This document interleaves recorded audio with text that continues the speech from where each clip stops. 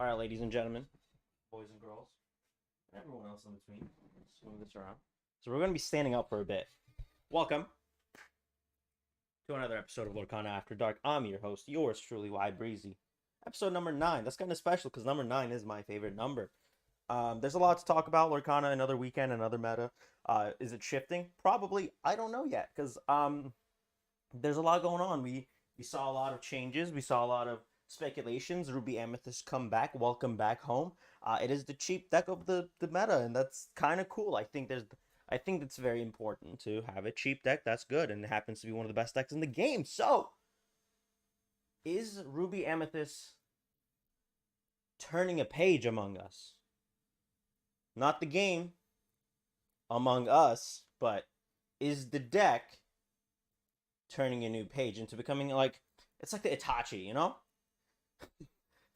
For like potential. It was hated. Set 1, set 2, we hated it. Absolutely disgusting.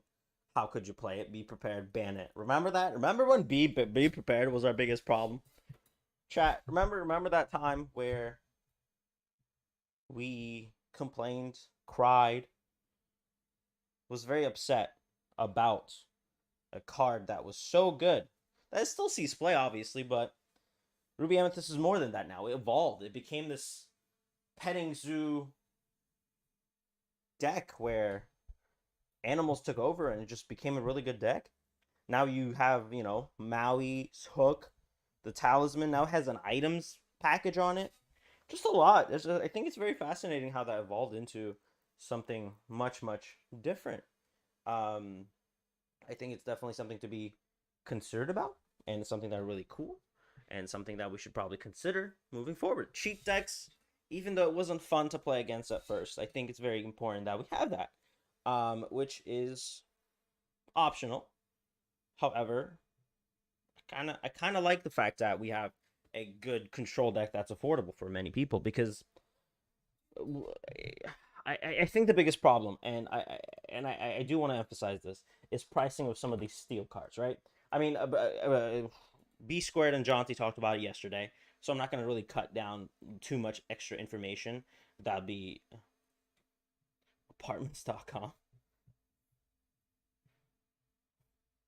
Did you get added? Oh, yeah. Ooh, R&B. Dude, we're going to look so good on the camera together, by the way. No, I'm going to flirt, dude. I'm going to flirt. It's going to be cute. I'm going to make R&B jealous. That's the goal. But no, I want to talk about this problem right here, right? They talked about it, but I do want to emphasize, I'm coming in my birthday suit. Whoa. We can't get banned. But, like, how you doing? We can't do that. Unfortunately, I would try. If I could, I would. You know what I mean? Just dude, look at those shoulders. Anyway. Yeah, so I do want to talk about this little problem that we have regarding prices. Wow, that is expensive. Chat, that is expensivo. Wow, that is a pricey card. 480. Okay. So I haven't, Ramadan, my brain is a little fuzzy. Do mind that. But $48.50 for a card that you need 4 of is quite a bit. $200. $200 for just a deck to have 4 cards out of 56 more to go. So a little problematic if you ask me, chat. A little problematic if you ask me. I don't see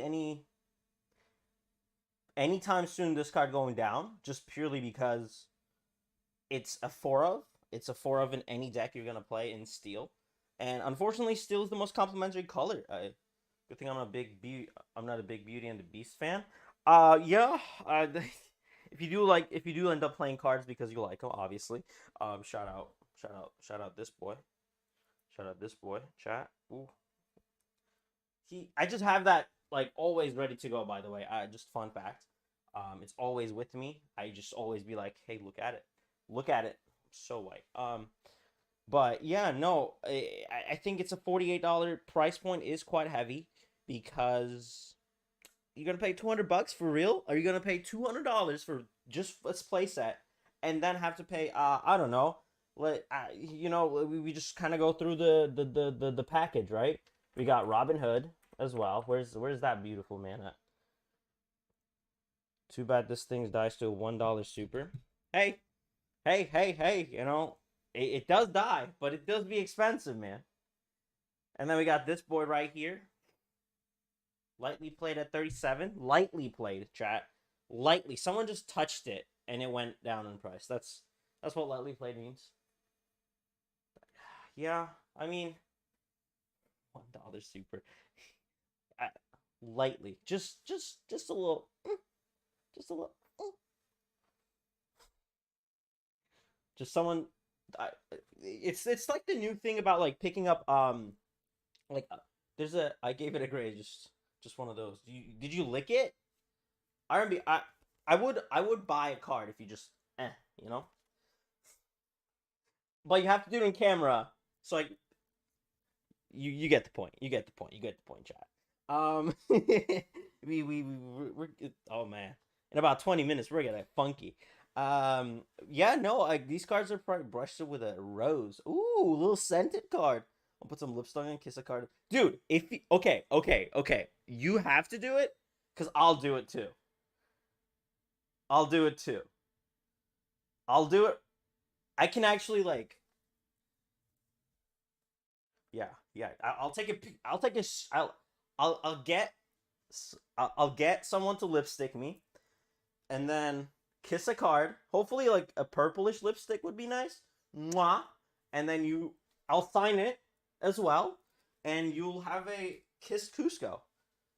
Actually, kiss card trading is sick.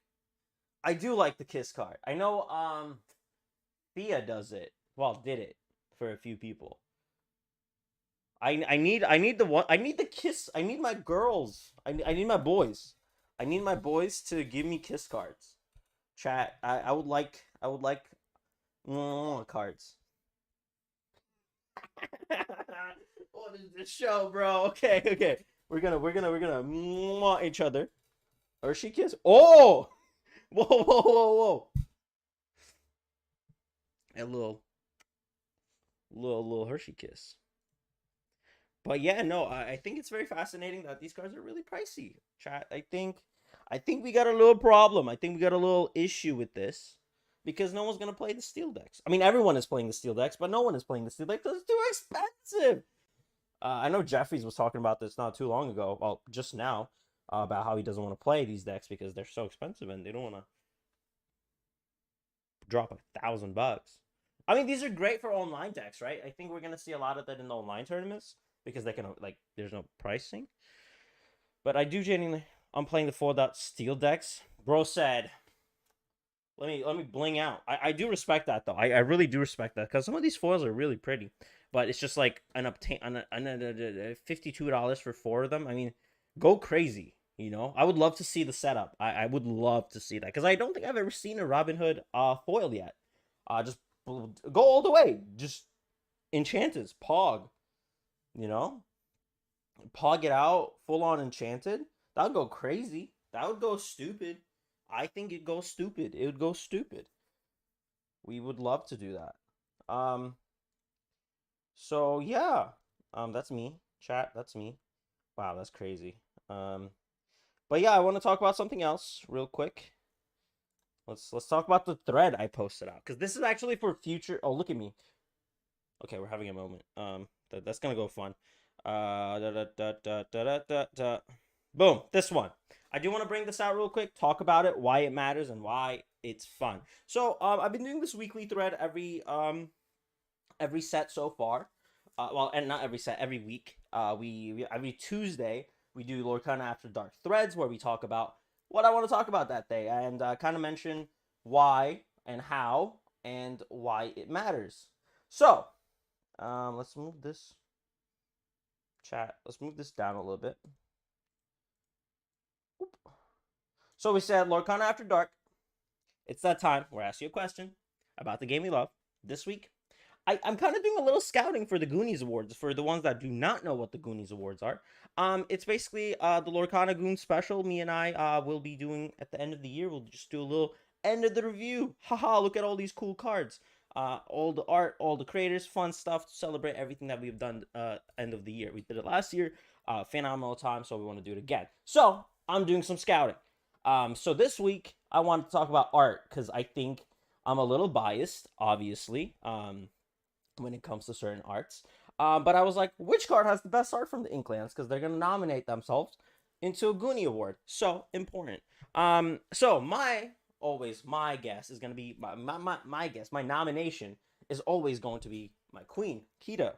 I not only love this character for obvious reasons. The art is just phenomenal. It captures everything about the movie. Just I mean, it's not the movie, but like just her power, her ability. Just looks so good, almost like Super Saiyan impact to it. But it's just one of my favorite arts. It looks phenomenal when it's foiled out. And that does matter to me. This is less the best art goes to Cinderella Ballroom Sensation for being absolutely gorgeous. Yeah. We did, that's like one of the best enchanteds, I do believe. Even though, yeah, I think Rise of the Floodborn has like I don't want to say the worst because like just not fair to say, but like for me at least the Cinderella one is just above everything else. Disrespecting the space goo. Um, listen. Enchanted wise, I think the best enchanted of the set is Cusco's Palace, followed by the goo for for chapter 3. But I wanted to kind of focus on non enchanted because this was enchanted conversation different. I think that'll be a different award. Probably we'll talk. So Kita foil, beautiful. I do think Space Goo is probably Kita Dengu. Yeah. I think that's my um chapter 3 ranking when it comes to which one's better. So yeah, I mean Kita super biased, omega biased. I won't the Kita. I'm buying it. I'm buying it as soon as possible. The moment I can get my filthy hands on a card like that, on the spot bought. See you later. You know, it's just my money will be gone because that Kita art is mwah, mwah. Chef's kiss. I would make out with the chef, no problem. Tell me. Um, um, DVMTG or TNG cards. Shout out. If enchanted card count, then came along Zeus. If they don't Kita, shout out another Kita believer. I think Along Came Zeus is a phenomenal enchanted art as well, just purely because it just looks like brand like B squared says it the best. It's a metal art cover, and it's exactly what that is, and that's pretty cool. Cass, Illuminated Cass, shout out to her as well. I absolutely love these two with Scrooge McDuck and the other Scrooge McDuck. She says that I absolutely love these two, the foil specifically.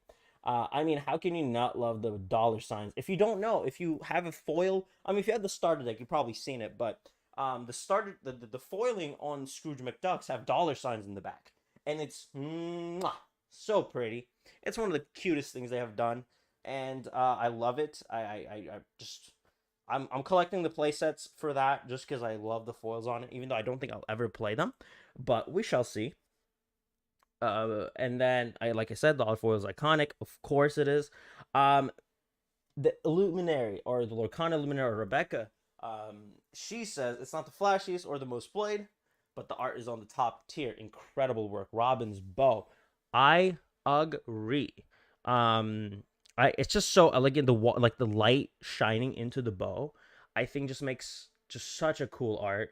The foil on it makes those shine even like pop more, and just mesmerizing, like I say down there. It's just so fun. It's amazing.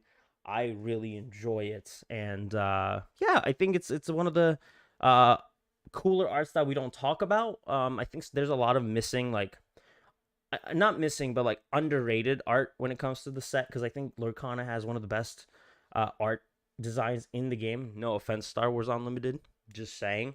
I as much as it's just I think it captures everything I like in a card game, and the IP's the best. So it does a little bit of both. I think it's just so nice, and there's a lot of underrated cards like Robin's Bow when it comes to artwork. And then James Reimer, one of the TCG cast members, shout out to them as well. He says, I personally love this Alice art. Alice as the Mad Hatter is everything I want out of a Dreamborn card. And that was a really interesting point because I think Dreamborn, like, these are so cool because it's like, what if a character was the other way, like a Mad Hatter type of deal, but it was Alice. I think that's such a there's so much space within the Born, Dreamborn and Floodborn that they can explore. That will be really effective moving forward down the years. Just purely because, like, you're gonna run out of characters down the road at one point. I don't think you can in Disney personally, but like, people fear that you're gonna run out of main characters you have to worry about. But with the space that Dreamborns and Floodborns offer in the game, is something that can go infinity and beyond. Shout out to Buzz. It's just something that, like, creates so much space. Because then you enter the world of what ifs, and that's just a forever ending cycle of ideas or thoughts that you can gather.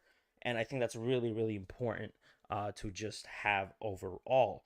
So just something to look out for. I think this card is like one of those perfect beginnings to that. I think these cards are gonna see, like, I would love to see like an evil Cusco as a card, as a Dreamborn or a Floodborn, where he's just like, what if his bad version just took over? Or even see, like, I don't know, just the Devil Kronk or something as a card. Just a lot of options, and I think that really unlocks a lot. So yeah, that's kind of where it's at. Storcana, shout out to the lovely people of Storcana with the Rise of the Titans and Jafar. Jafar is a popular one, I won't lie, and my take on it is it's correct. Well, but Jafar's art is better than the Enchanted Jafar by a mile, and I think it's just better. Foil Jafar looks better than the Enchanted Jafar. Just saying, chat. Just saying. Oh, he said it. Oh, pack your stuff. Pack it up. He said the thing. He said the thing. Chat, he said the thing. It's over. It's Jover. It's just Jover. Just pack it up. It's over. Nope. We're done. He did it. He did the thing. But yeah, no, it's... The Enchanted's pink. Yeah! Why is it pink? Huh. It's just not the right thing. It doesn't capture the dark purple that the card has. And I think the dark purple really brings that Jafar feel to it. And Rise of Titans. I do love me some Rise of Titans. I think that card is phenomenal. I think this card is going to see a lot more play as well, but we're not going to really dig into that until... Why is it pink? Why? I never seen it like that before. Golly. But Rise of Titans, I do like this art too. It looks great foil. Please don't clip it, by the way. Just do clip it, actually. I'll probably use it as a tune. And then Jafar, more Jafar. Obviously, we talk about more... I mean, how can you... I send you a picture of my Kiss card. Yes! Okay. Okay, cool. Okay, I do need to know this now, Wonderland. Do you put the lips... How does the lipstick process work? I need to know because I gotta do it now for a lot of people. Ursula, that's my Kiss. Okay. John Silver, I do like this art a lot too. I do enjoy. I asked my wife to put it on me. Okay, cool. I get it. I got you, Wonderlands. I got you. He's a dog.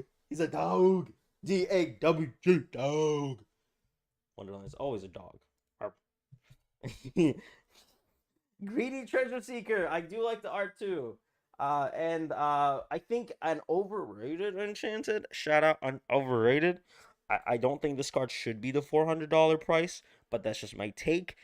Is the Ursula Deceiver of All, which I think Kita should be $400, but that's just not a conversation y'all want to have just yet, huh? But actually keep it low so I can fly Kita. But I do firmly believe in Enchanted Kita. I heart this one. Yeah. I think it's not the best one, but I'm biased. So it's hard for me to be like, oh, But again, it's art. Who cares? My opinion doesn't matter. It just doesn't matter. Straight up, doesn't matter. What I say, zero. Absolutely zero meaning behind it. So, Deceiver Wall, I do love the card though. It is really good. After our conversations, Wonderland, I think it was one of those things where I was like, yeah, maybe it is a bad card. But I still think Robin Hood. That's just Robin Hood Enchanted is also a good shout, but I think Ursula is better. I think this is like third best Enchanted. But that's just my take. I could be wrong, which I am most of the time. But yeah, so that's kind of the first half of the kind of conversation points. I think for Goonies, overall, Jafar is gonna be the card that I want to talk about with potential top fives within the year, because we already got set 1. We're gonna see our next set in May, and then fall, and then winter. So we got like 3 more sets to worry about. So we got to pick up a little bit from this set, and then the next set, and then the next set, and then the next set. So I think Jafar is going to be the conversation point. I mean, if you like this card more than the Enchanted, I think it deserves at least some sort of recognition regarding just artwork. And the card is really fun, and I think you should play it, which is why I'm buying all of them now, because it's cheaper. How much is it, chat? How much is Jafar these days? Wow. Striking Illusionist, $15. Wow. Okay, good thing I haven't bought them yet. They're only gonna go down. I think $10 price point is not too insane now, which is really nice, because I think the card was hyped to the moon. People were like, "This card is going to break the game. This card is absolutely crazy. This card is gonna change the world. This card is gonna cure everything. World hunger. Everything's done. Jafar's gonna do it. This is the greatest thing to ever touch the earth since sliced bread." But then they were wrong, chat. You know who those were? Do you know who those people were? Do you know? Those people were me. I was that guy. I was like, Jafar's broken. Jafar's just insane. It's insane. How are we gonna survive? How? And then it sucked. Well, it didn't suck, but like it didn't do the thing that people thought it would. And like, ya boys overhyped all the time. So time to buy them. Time to buy them all. Chat, this chair's coming back. You know what the chair means, right? You know what the chair. That's a relief. Yeah. Imagine buying $50. This card was $50. Like Sad Beast, when the set was just coming out. It's crazy times. Crazy times. Crazy times. Then we're just gonna go back here. We're gonna go wow. And we're gonna sit down. Chat. We're going to sit down. And then what we're gonna do is talk about a new guest. My next guest, ladies and gentlemen, is one of the prettiest men out there. Just general, no Lorcana community, just general. He's a homie. He's one of the spiciest, and I mean like the spiciest, dude. Like, whew, deck builders I've ever seen. Great brain. Great taste in Magic the Gathering cards. Great choice in choosing black as their color. And just overall great human. Ladies and gentlemen, while I spend more time just prolonging Mr. RMB, Ryan's Mega Booty. Mr. RMB. Oh, that's me. Oh my, I can hear my stream, by the way. Oh yeah, you can. Discord. Boom. Oh, look how beautiful, dude. Oh my god. Just model. Holy. Oh my god. Wait. I gotta give him the. Oh! God. Oh my god. How Hit him with the blue steel. Didn't know he was a model like he did. Oh. Even yeah. We should have made this PG-13. Oh my goodness. Oh. Right. But sir, Mr. R&B, thank you so much for being on the show. It's an honor to have you. I'm a big fan. Huge Dude, fan. always a pleasure, man. Lurking in your chats when I was working, doing things, you know. Bro, but I be lurking. I be lurking on yours too, man. Don't, you know. With the poggies, I be lurking. Love it, dude. Love it. But again, thank you so much for being on the show. But first of all, I'm gonna ask you something that I asked everybody so far. It's the only like structured thing I got, and it's not even like a structured thing. But let me ask you this question: what Lorcana? How Lorcana? When Lorcana? And why Lorcana? What, when, why, how? What Lorcana? Best TCG I've ever played, and that's coming from somebody who's played quite a few TCGs. Right. Why Lorcana? Because Hasbro has like pummeled Magic the Gathering into the ground.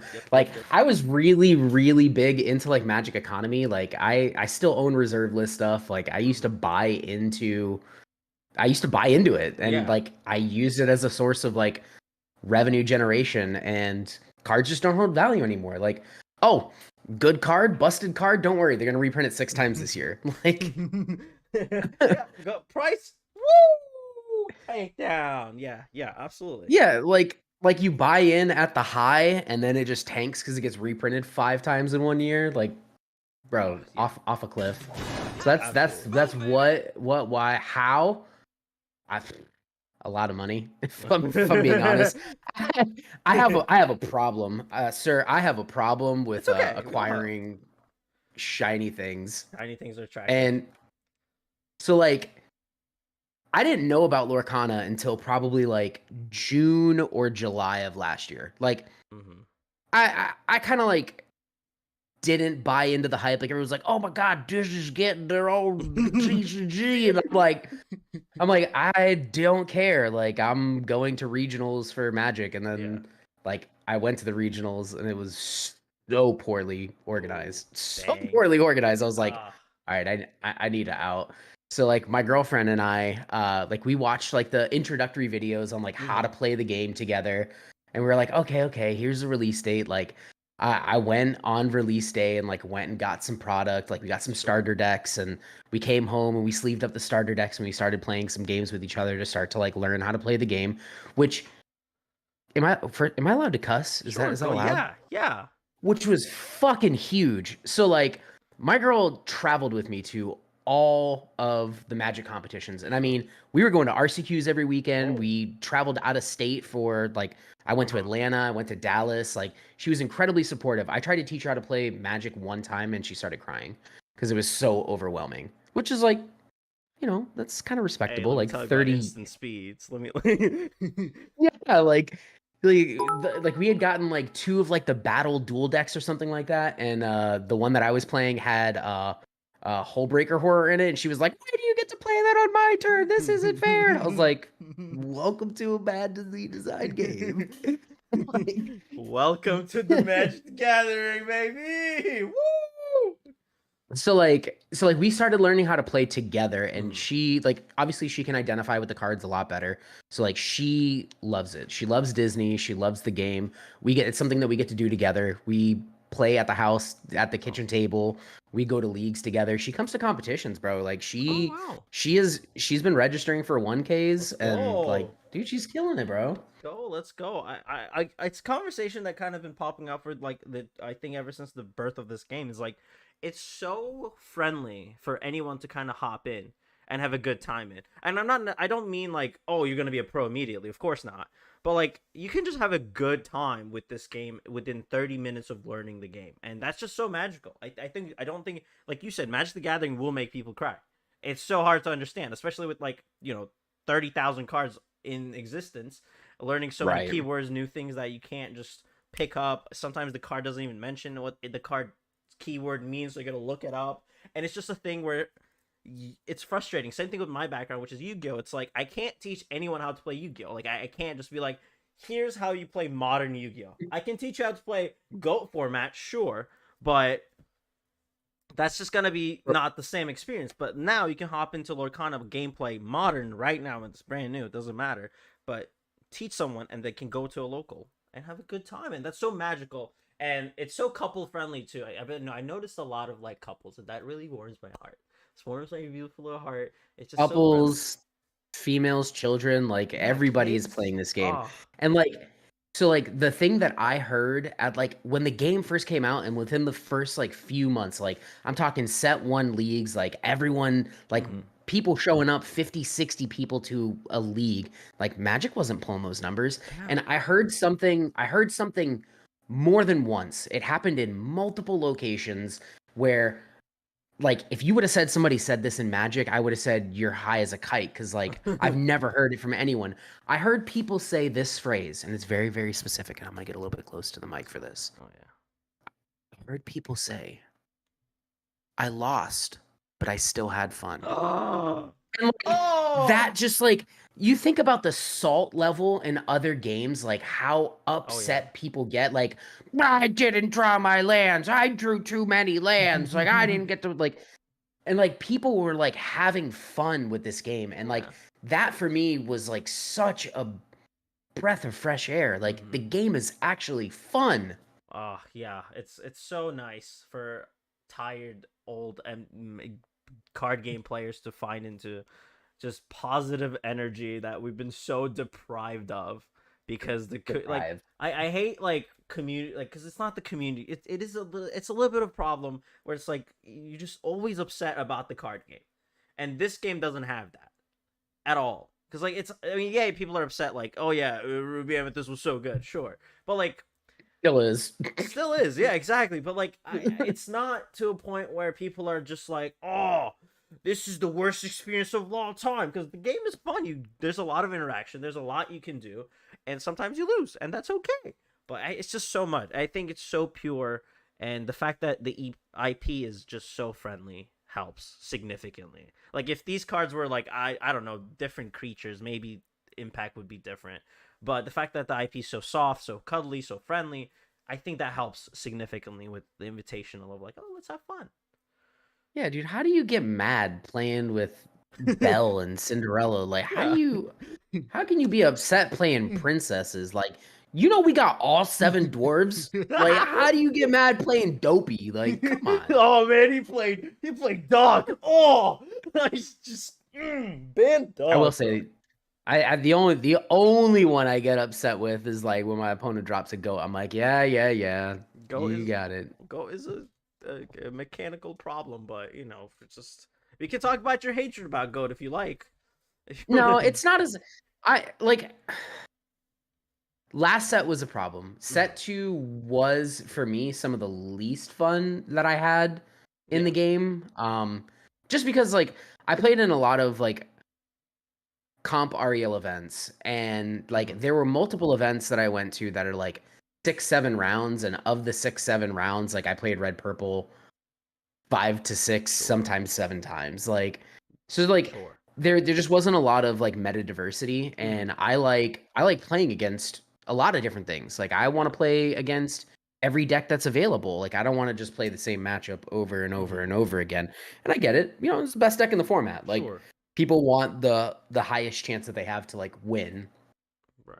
Right. But I will never be a meta slave. And when I say that, I will never play the best deck because it is the best deck in the format. Sure. The joy that I get out of TCGs is deck design. I like innovating. I like analyzing a meta and saying, okay, what can I build that can disrupt the meta, or how can I influence the meta? If I'm able to influence a meta, like that's the greatest joy that I have in TCGs. And I feel like I have been able to do that pretty effectively since the game came out, Yeah. especially with Blue Steel. You know, Yeah. Of course. what was it? Corn once said, "Orgy fucked for me to lay." Like I paved the way for Blue Steel to become the menace that it was in set 2. For sure. I mean, like, you know, we go to Dreamborn or whatever website you want to look at your decks. You know, you just show up. Like, I look at your stuff. I like it's hard to find your profiles, but like the deck building is something that a lot of people don't have, and that's a skill that people kind of like search for, which is why people run to you. Your pirate deck that's on, you know, that's like Yeah. showing up in set 3. Now your new take on the blue sapphire steel is also picking up some steam. So I kind of I want to know like how does one sit down because as a disgusting net decker myself that just kind of like tweaks things. How do you like you said you want to disrupt the meta, but like how do you start? Do you look at a card where like I want to make this work, or do you look at like the former knowledge that you gather with the set too. It's like how can you improve to hurt said issues? So it's a couple of different things. So I have a very big problem, and Iron Bay can attest to this. I hyperfixate. So like I'm the type of person I cannot have more than one hobby at a time Mm-hmm. because when I tell you like I think about Lorcana all day, every single day. Yeah. Like I'm constantly like looking at my deck lists, like taking cards out, putting new cards in, Mm-hmm. and I do play the game a lot. Like Yeah. I play a lot. So process of elimination, like I will try cards that don't look like they're going to be good, and turns out like oh damn, like this card's like actually like pretty Yeah. decent. So it's a lot of trial and error, and it's just the quantity of time that I spend Mm-hmm. invested in understanding the meta, playing the matchups, understanding the matchups. Like obviously I feel a little bit um advantaged because of the fact that I've played other TCGs in the past. I Sure. played Magic for a really long time. I played Yu-Gi-Oh for a while. I was consistently a Hearthstone legend. Like I've played them all, man. Okay, yeah, that's definitely interesting. I mean, the out of course, you hit your head into the wall over and over again. Something's gonna come out, and that's really that's something that a lot of people get to do, and I think a lot of people do admire your like just the decks that you provide, the breakdown you do within your streams, and within the stuff that you provide. It's just like so fruitful for someone that's kind of trying to learn, and I think and you play on a very high level. I mean, at the end of the day, like it's just Sometimes. sometimes, but like it is higher than most people. Like I like to say there's like 10% of people that go to your like big events that like are gonna be up there consistently, have some bad days, good days, but you will see them do well consistently. And then there's Yeah. like the rest where it's like casual to I want to do well that looks up to that 10% decks and learns from them. And I think that's just like I think that's what like a skill that a lot of people have. That's why I think you're doing the way you are, and that's really awesome. And again, I'm a big fan of fanboying a little bit, but but yeah, man, I think it's just so fascinating to watch people like you kind of look at the meta and just I can make some shake, and that's really ballsy and that's really cool. I'm a little bit advantaged though. Like the Central Florida area has such a high density of raw talent when it comes to TCGs. Like Yeah.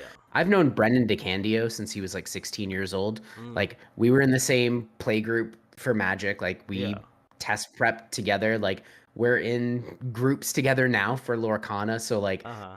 I Corey Patrick, a really really good friend of mine, another incredibly consistent Mm-hmm. red purple player that's usually like 3 weeks ahead of the meta in his deck designs. Um, Yeah. like I've played against Terrace Black in multiple events. Like Shout out Terrace Terrence is Black. another good friend of mine. Like there's just so many people in this area that are such high caliber, high quality players. So like I'm advantaged in the sense that like I get to be around them, and now being a part of Labyrinth TCG, like so I'm gonna fanboy here for a Okay, go second. ahead, go ahead. So like Labyrinth TCG, by the way, the god dogs, bunch of dogs. so like I'm gonna fanboy a little bit here. So like I've followed Lorcana Bro Uh huh. like since the game came out. And mind you, like before COVID, I followed Aaron Rubin in the Magic scene. Yeah. And I come to find out at the PPG Houston event where Aaron Rubin made it into the finals, Mm-hmm. which sadly he ended up losing, but he did win the next event. The next 1K that he played in, he won that event. That guy. Yeah. But uh, come to find out, Aaron Rubin and Lorcana Bro are the same person, and I like, bro, my mind It's was like Batman. bro, just act fucking Bruce Wayne.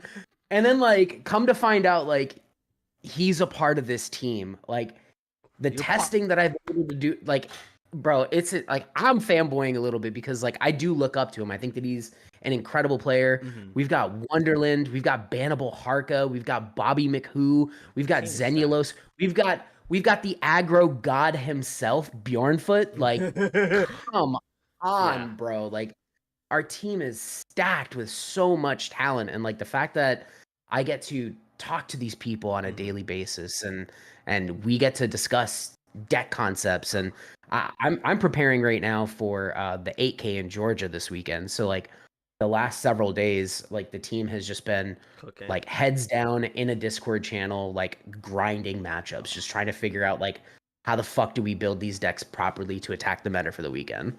Wow. That's so fascinating. It's like a university of Lorcana, just kind of just cooking with just great minds.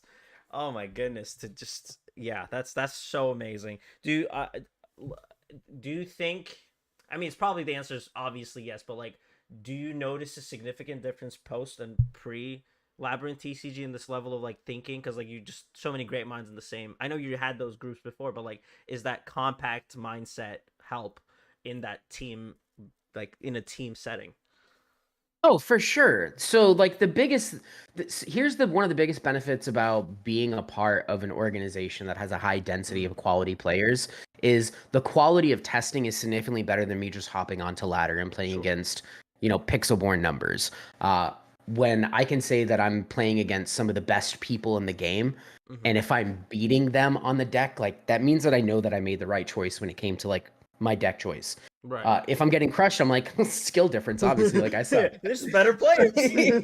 Yeah, they're just better than me. Like, yeah, it happens. That's awesome. Like, oh, I lost to Aaron Rubin. He's the Like, greatest player to no. ever play this game. How am I supposed to beat this guy? No What, way.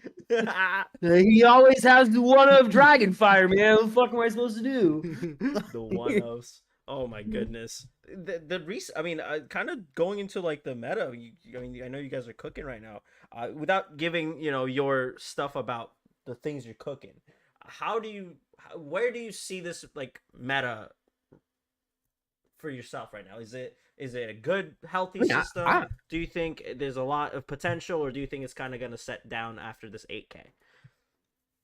I wouldn't say that it's going to set down after the 8K. There is a high density of big comp REL events this weekend. You have the Hunter Burton Memorial that 20 Lore is hosting. Mm-hmm. You've got the Taya Beastie. She's got the 1.7K. You've got the Georgia 8K. I think that you are going to see some. You're going to see who the fuck top dog is. Like, Okay. Yeah. I think we can all agree that each of these top eights is probably going to consist of some number between 3 to 5 red purple decks. Sure. Um, I'll tell you right now, I don't give a shit.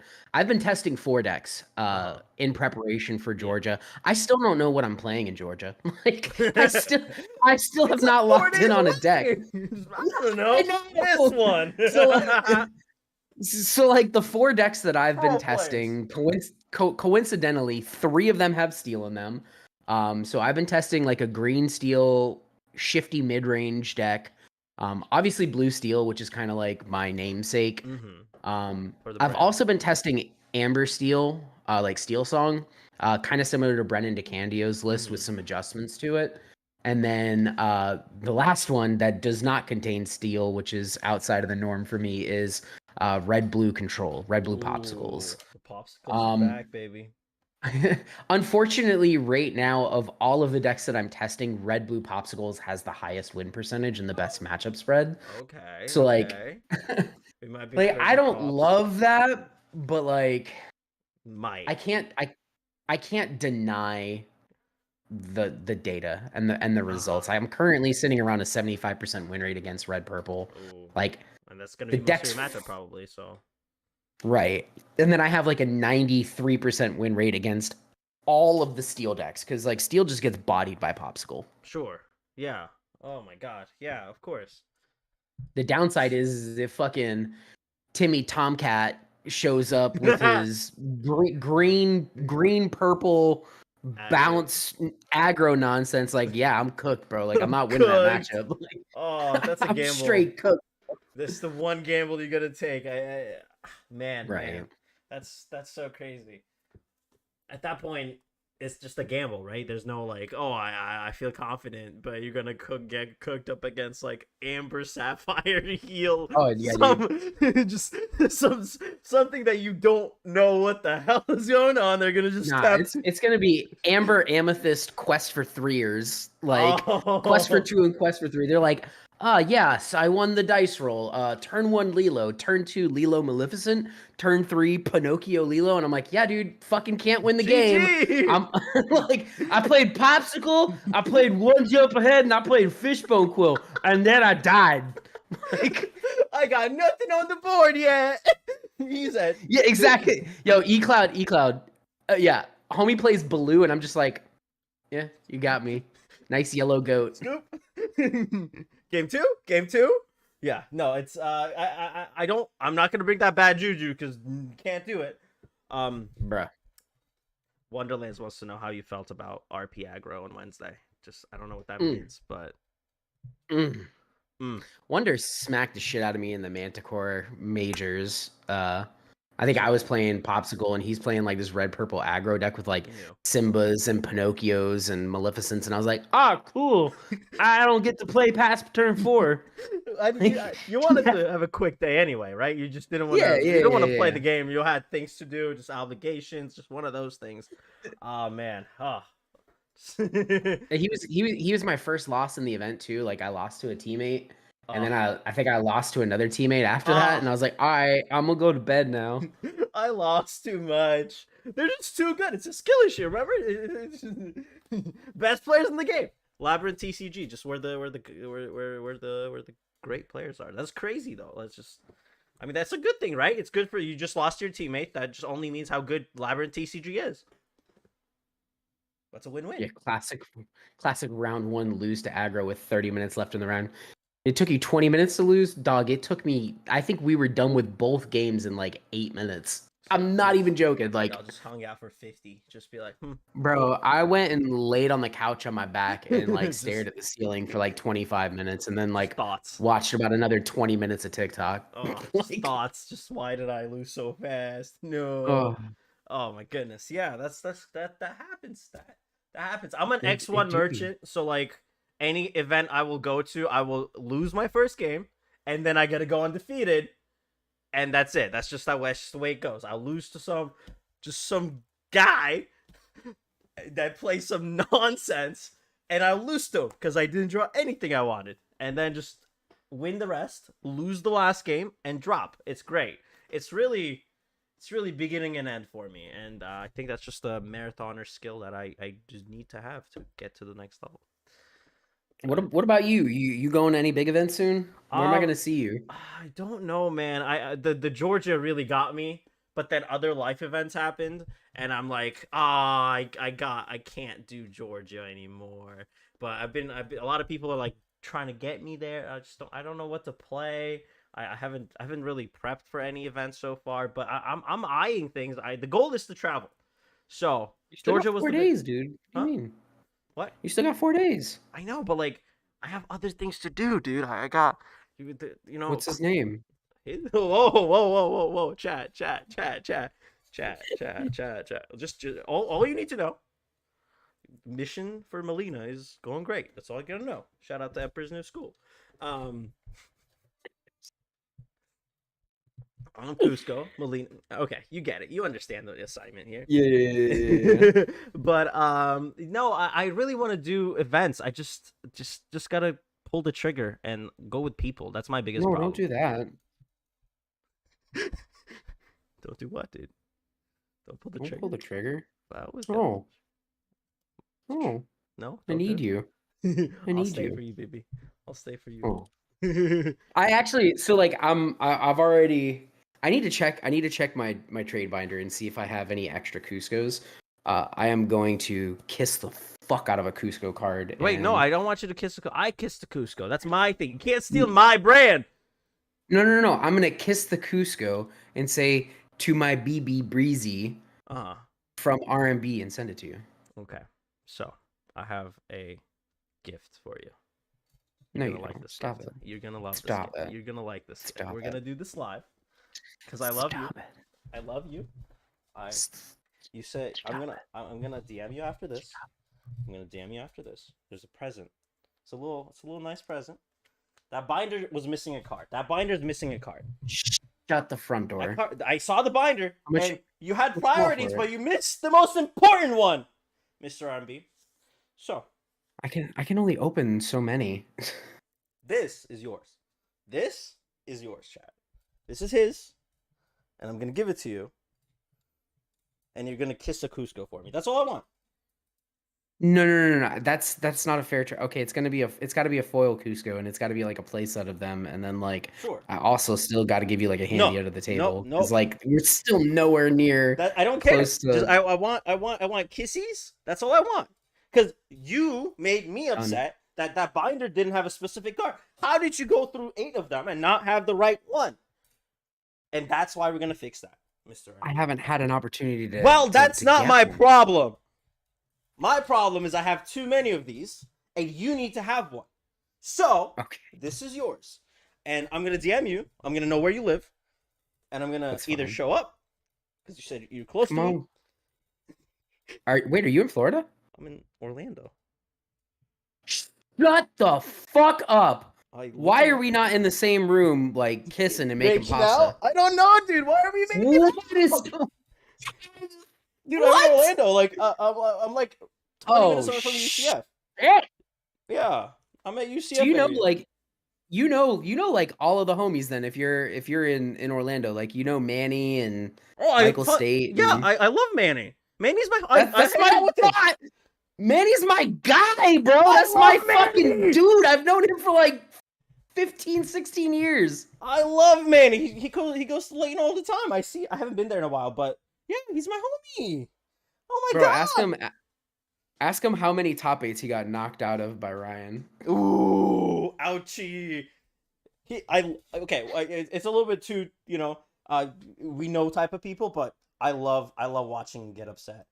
There's something so magical about Manny being upset at losing. Oh, so cool. He's not as bad as he used to be. He's like actually, like back in the day. Oh man, I can see the spark. Bruh. Now he like loses. He's like, I'll get him next time. I'm like, bruh. That is the most fucking adult thing I've ever heard that man say. He slips. I see him sometimes slipping. I cooked every now and then. I cooked him in a draft because I got Hercules last set in my draft. Cooked him. Absolutely. He was like, oh well, he just had Hercules. He just had Hercules. Can't be Hercules. I was like, sorry, but yeah, man, we're so close. Okay, so I can actually like hand deliver this to you. Okay, sweet. Yeah, no. We're meeting up for sure. Sweet. Even if I'll come out. Yeah. But make some shake. Fuck. What was? Yeah, I can come out to Orlando. That's not even a problem. I mean, I can come. The radius is big. The radius is big. I can travel. Okay. Yeah, we'll meet up, dude. We'll make this happen. I gotta kiss you in the forehead. Yeah, it's happening. It's happening. We gotta take pictures and be like, hey. Shit, so I'm over here fucking talking about like the raw talent that we have in the Central Florida, and this motherfucker over here like, I'm not gonna. Yeah, you forgot. I have a job to do. Me, baby. Like, we have a job to do. No, I stink at the game. I don't know any of my. No. I just play the game, do, and then play the game, talk about it, and it's great. No touchy. Yeah, but that's what we do. That's just what we do. RMB with the subscription. Hey, with the subaroonie.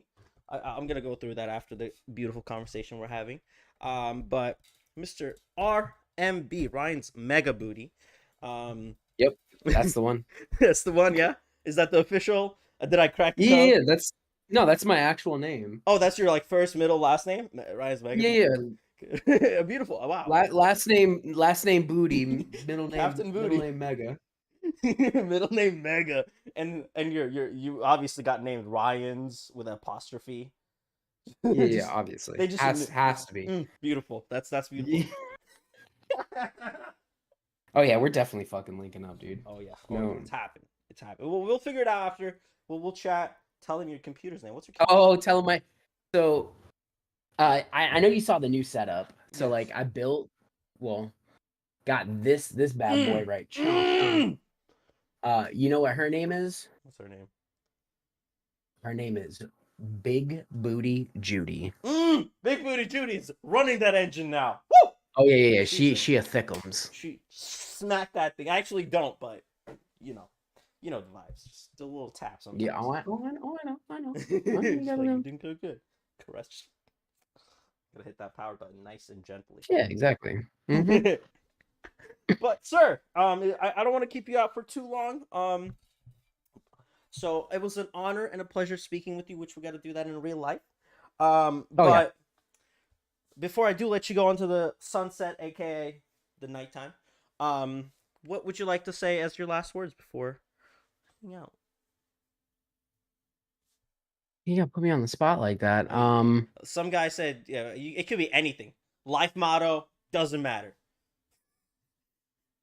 If you ain't first, you're last. Damn right, brother. They're going No, I, fast. no. What I really want to say is, hey man, I really do appreciate you, asking me to come on the show. Really love your content. Like, just cool to kick it and vibe. Like, we're definitely gonna hang out in person. Again, you didn't need to contribute to the binder, but I'm I'm doing. appreciative of it, and I am gonna make it up to you, Oh, one way or another, whether that's ZJ or like a kiss on the forehead or whatever the case may be, we're is taking a gonna picture with a happen. kiss on the forehead. That's something needs to happen. Yeah. So I can put it on Oh, my for sure. banner, like all that stuff. Yeah, we have to. That's all I ask. Is that prostitution? No, it's not. It's not. We're fine. We're fine. We're fine. It's fine, Yeah, Chad. we're It's good. We're fine, good. Chad.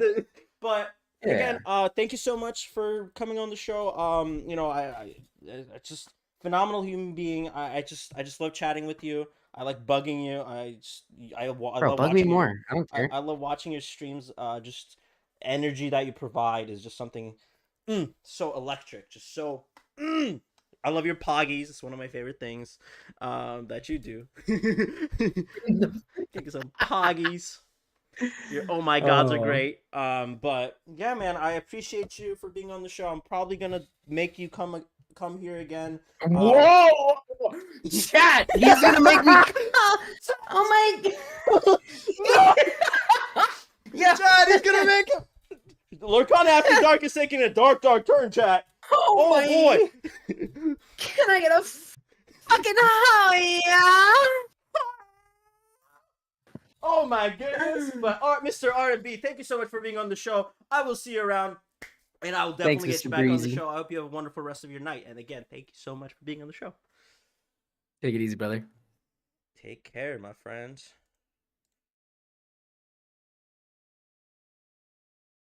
What's my face? Chat! Chat, we got Rouchy. Lorcana After Dark got a little wouchy. But that was R&B, sir. Oh man, that was fun. That was fun. That was really fun. Chat. To be 100% honest with you, Ramadan is really kicking my butt. But that's okay. We brought the juice. We're jumping. We're moving. You know what to do. I know what to do. Mr. R&B, thank you so much for being on the show again and again and again and again. I'm gonna follow up on the notifications real quick. R&B with the Subaruni. You can have those beautiful Cusco's hats. You can have those beautiful emotes if you subscribe or use your Amazon Prime for free. HWB Gaming 103 with the 100 bits with W. And then R&B with the follow. And then we got Tiffany with the follow. Beautiful stuff, sir. Beautiful stuff. 8Ks in Georgia. Will he go? Will he go? Sup, man? Nice haircut. Thank you. Thank you. Oh, look at that emote. How else can you get that emote, chat? Nowhere. Nowhere. It's the only place where you can get Cusco emotes. Which, by the way, next show, we're going to have new updates to the show. It's going to look phenomenal. You're going to wait and see. But. I'm not the meta guy. You know this. I know this. You know this. There's a lot that happened over the last weekend that we will probably discuss for the next 25 minutes. If I think my math is correct. The big one is something that I should have probably talked about earlier. Not earlier in the sense of like today, but like in just general. Where is it? Chat. I gotta pull this up though. This is so cute. Look, chat. Look, chat. Questing for lore. Look. Now it's you. Questing for lore. Wow. Look at us. We're friends. Wow. So cute. Look how beautiful R&B is. Holy. Whoa, no touchy. Traverse No touchy. Tavern. Subaruni. Oh, let's go. Thanks so much for the sub. I appreciate you. Welcome to the club. Welcome to the Cuscotopia. Bam. Boo, baby. Whoa, no touchy. Whoa, No Shark. touchy. Stop doing these things. Stop Subarooning it. Oh. R&B. R&B. Ugh. We're working on Whoa, no it. touching. What is going No on? touching. No touch. Oh, R&B. Gifty. Oh. Gifty. Stop gifting. Don't do that. Whoa, no touching. How many gifties is No that? touching. Stop it. No touch. 1, 2, 3, 4. Stop it. We're gonna make out. That's what you want. That's what you want. That's just what that means. I'm sorry, R&B. He's doing it, not me. Whoa, no touching. He's doing it, not touching. me. No touch. Not me. He's gonna make me make out with him. Thank you so much, man. I appreciate it. I'm gonna cry when the screen is over. It's fine. I don't deserve this. It's fine. Whoa, no touching. No touching. So crazy. And he subs. Of course he does. Why wouldn't he? Look, RMB and RMB. RMB at top. Oh my goodness. Thank you so much, man. I appreciate it so much. This is just everything. Wow. What was I gonna talk about? Oh wow. Let's see if I can pull up what I wanted to pull up. I appreciate you, my friend. I appreciate you. You are a better man than me. Got me sweating here, dude. You made me do kicks. You made me do a bunch of these. Dude, he kicks so high, chat. Like, he kicks so high. Hold on, we're gonna clip this. Hold on. We're gonna do this. Cusco door. Right. Chat, look at it. Look how high he kicks it. Ready? He kicks it really high. Look, watch. Look how high that foot is, chat. Look how it goes to his head. It goes from here to head. Oh wait, that's actually pretty good, chat. Wow. Cause like he dips, right? Okay. So he dips a little bit. And then he kicks up. So his head looks a little lower, actually. Hold on, we're breaking this down. Wait. We're actually breaking this down. So he does this as he kicks, so it looks like higher. So he does like, bam, but like without the hand movement. So it's like, this is hard. So he does, boom, baby. You know, it's pretty good. It's pretty good, chat. Ready? Bam, boom, baby.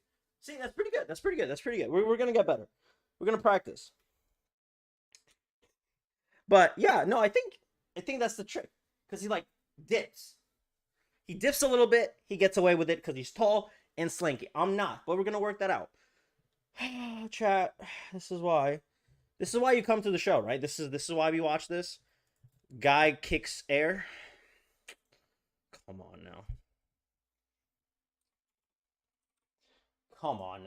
What else would you be doing for? But yeah, no, the OP stuff came out. Which is interesting. We got the set championship dates. We got more details officially by Lorcana dates. Those are probably days I'm gonna really try hard. Yeah. So, chat, save the date, ladies and gentlemen. We got one. Chat, we got one. Do. We got dates, April 19th to 28th, where we are going to take on the world to win a Stitch, to do it all. What happens if we click? Oh no, that's applying for a kit. But yeah, no, it's just, what happens if I click on it? I haven't clicked on it yet. Accept all cookies. Nope. Okay, cool. Nothing happens. Can I sign up by myself? Can I be like, I'm a business, by the way? Chat, I'm a business. I make business decisions. Give me the stitches. Can I be like, give me stitches, please? Can we do that? Can we like uppies, but for stitches? Can we physically do that, or will we get banned? Can I be like, I want to be a store, or like, I don't think they'll let me do that. I think there's some logistics, right? But like, what do I know? What if I pay a car store that doesn't have Lorcana and be like, hey, chat, Who wants some stitches? Serious llama business. All the serious llama business. That's what we do, chat. We do llama business seriously. We do it legit. We do it real. We get real. This means real llama, chat. But no, that's just very exciting. I'm trying to find the picture. Give me a second. Let me find the picture real quick. Let me find the picture. OP Lorcana. Because there's a picture that I'm trying to find. OP. Can I see the picture? Where's that like chart? I know who has it. I know my news.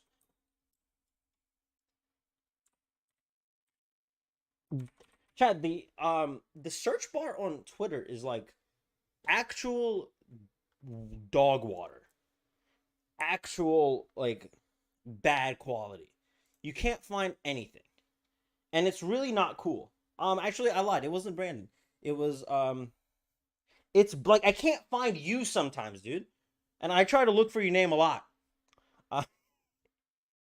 But yeah, no, this is the thing. It basically kind of is the if you go to the melee.gg and then was like, I want to sign up. This is what you get. So be like, congratulations, you did it. You are a store. It's garbage. You have to use the advanced search. It's so bad, and it shouldn't be. Elon, fix your stuff, man. Elon, fix your stuff. Thank you. Thank you. That'd be so cool of you if you fixed your stuff. But you get contents, right? You get playmat, 4 alternate stitches, and the info sheet. I love that the info sheet counts as an item. That they're like, yeah, this is what we're doing. This is what we're doing. This is what we're doing. You get this. The paper is also part of the pricing. You're welcome. And I think it's very funny that they decided to do that. But the prize in order to win the championship events take place, awarding prizes at least 8 players, which is really important. I think that does play a big role. Because you just kind of have to assume the places are going to have 8 people, which is not a lot of people, to be fair. Like, it is not necessarily somewhere where if you don't have 8 people in your card game on a weekly basis anyway, I got some bad news for you. Or you just live in a rural area, which, again, unfortunate, and that sucks. I hope all card games have all the people in it. I hope all card shops make millions of dollars because people go in, but just doesn't happen sometimes. But if you do want to go to events, do show out before these so people have more interest, more people come in, and more opportunities for you to win these cards, which is why I like to go to the smaller events or bigger events depending on how we feel. But the 8 players are really important because then what happens if they don't? You just return it, which kind of sucks, right? Like, is card shops really going to return it? How do we know? How do they keep up 8 players? Those are questions that is really interesting because let's say 8 people didn't show up that weekend. What's the card shop going to do? Just actually ship it or just give it away? Who's going to check? Or why is they going to check? Good faith is definitely... I'm curious how many stores they are going to approve for this. I know of quite a few in Florida that have applied. I hope all of them. I do hope all of them. I wish I was more familiar with the application, but default then I wish I knew more about it. But oh wait, actually, hold on. Wait, I gotta get your Discord. Hey, Mr. Default, can you DM me your Discord username so I can add you? That'll be really cool.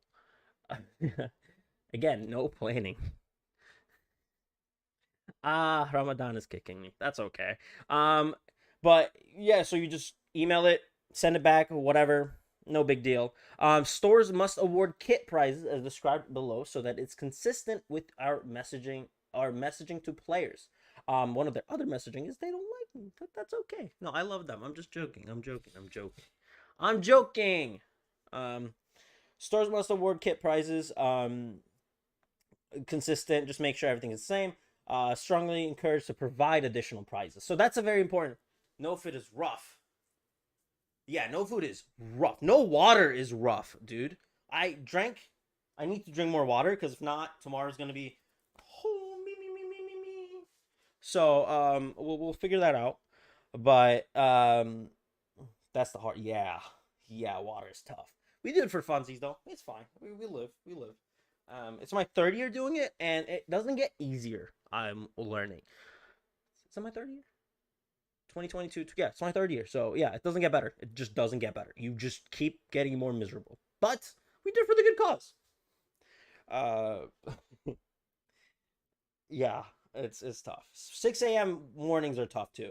You have to wake up, eat, sleep, go back to sleep, and then come out and then live your life, and then eat after the sunset.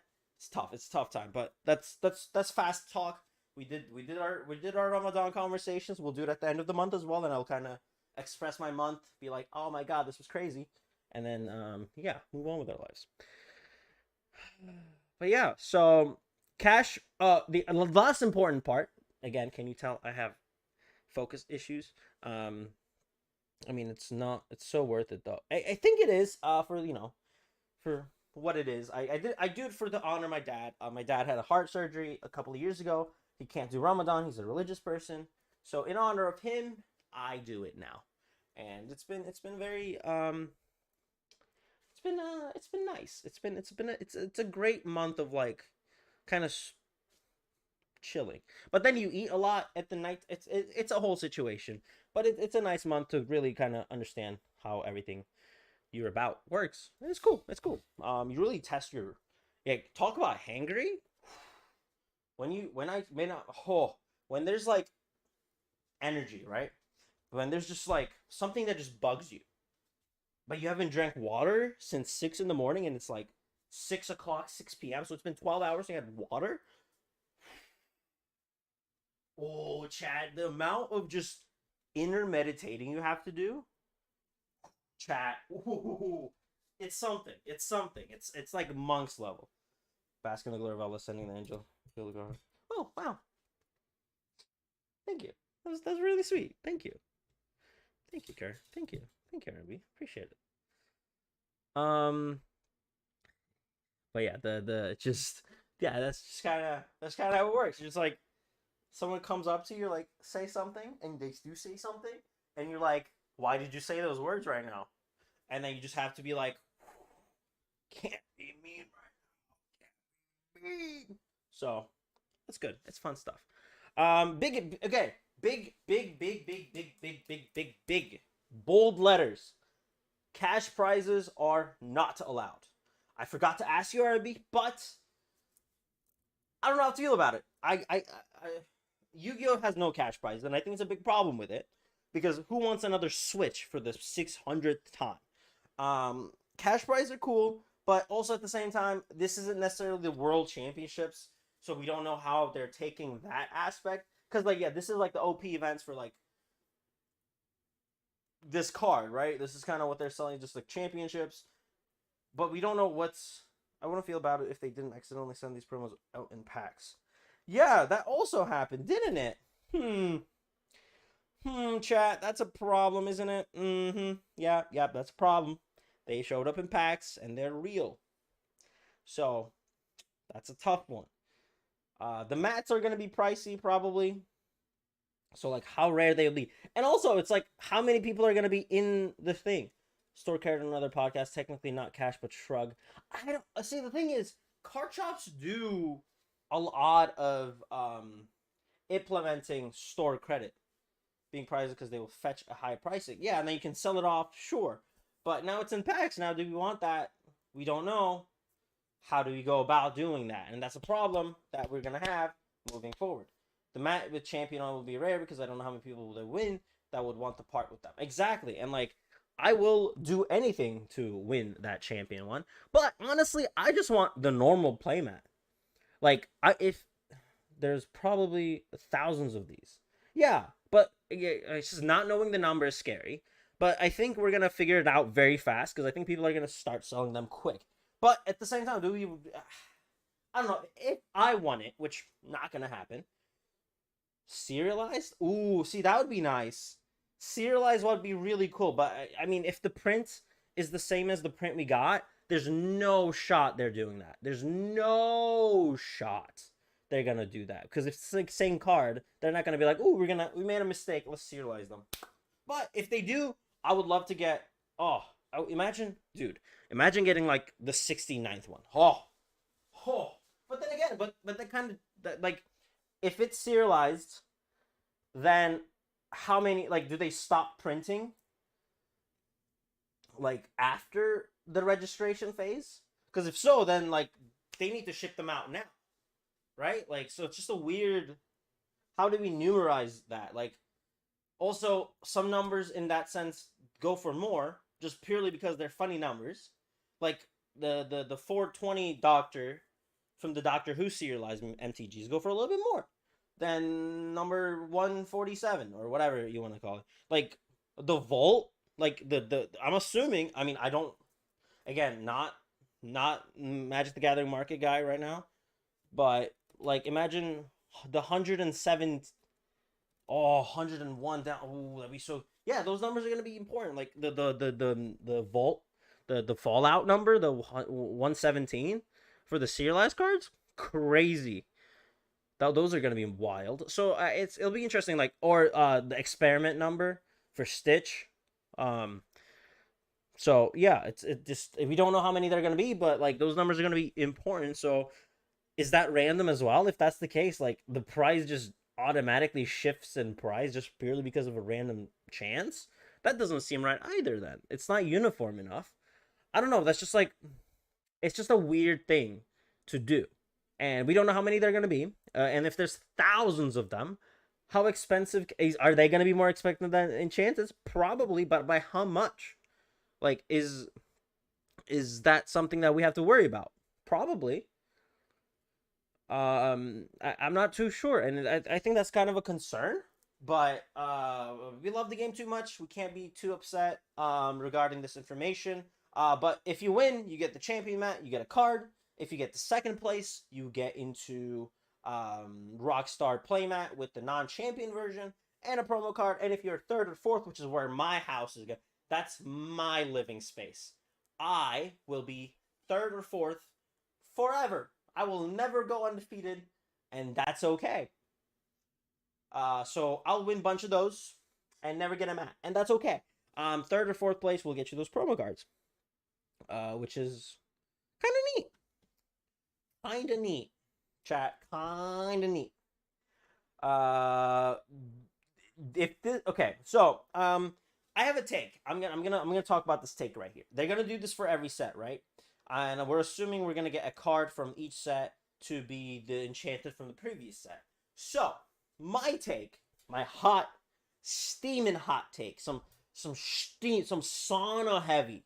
Just some of these just takes that I have are so hot and fiery, it just steams out of your body. Just, you know those. You do, of course you do. But my hot take, my fiery hot take for the next set, what into the metaverse. I don't know the name, but I do genuinely believe that we're going to get Sad Beast as the Enchanted, and that's my hot steaming take. Cause like, you know how crazy that would be if Tragic Hero just comes back and be like, surprise, I'm the OP card, by the way. Oh my god. I think that would be the perfect card. I think that would be the perfect card to be this for the next set. I genuinely do believe that. It's a hot take.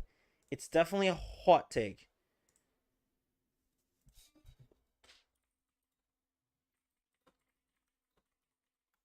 But yeah, I think that Sad Beast being the next OP would be crazy, and they should do it. Or, you know, I don't know. They could do Cusco. Ha, ha, ha. You know, that'd be cool. But they're not going to do that. They're actually not going to do that, and they shouldn't. Because then I will have to go everywhere to win and mat. So we can't do that. But I think Sad Beast makes the most sense. And then we'll kind of go through it. Again, I got to plan these a little bit better. Just a little bit. But that's okay. We live and learn, chat. But yeah, Sad Beast being the next like OP would be crazy. That's just what it, that's just my take. I probably wrong, but who's to say? Who's to say, chat? Who's to say? Who's to say? But Meta's here. You heard Mr. R&B. He loves his popsicles. He loves his steals. He loves his steel emeralds. He loves his steel sapphires. He loves it all. Some steel songs, even. There's so many options. So many decks to play this set. And it feels nice. I mean, Ruby Amethyst again. The big bad. It's a llama meta forever, baby. It's a llama meta forever. Ha! Imagine just pulling this baby. Just. Who knew? Who knew you'd be a good card? Who knew? Who knew? I did. I did. Of course I did, chat. Of course. Of course. Every llama card, every Cusco card. There's not a bad Cusco card. Loving You Some Steel Song, of course. I do like the Zach Vivens special, even though even he's shying away from it. The Steel Song is really cool. I think it's gonna be even more fun to watch. I like the matchups. That just like I like the variety. So for the 8K, I'm really excited to see what they're gonna do. Okay, perfect. Accept. Beautiful. Well, sir, ladies and gentlemen, I'm going to take a seat again because it's for our second guest. Someone that I'm really interested to speak to. Someone that I'm like, let's talk about it. Because I want to hear about his takes. I want to talk about what's good. How has Lorcana been? Why has Lorcana been?